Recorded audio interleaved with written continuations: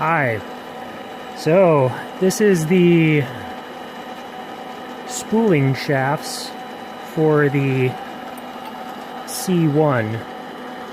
What I've done here is taken my 5/16 rod, knurled it, and then faced it back down to be a tight fit on my bearing. And then, well, spend most of the time figuring out how to turn between centers and not, well, have it be the same on both ends. It took quite some time, and like quite a number of tries here. But this is the last one. This should be it. So, wish me luck.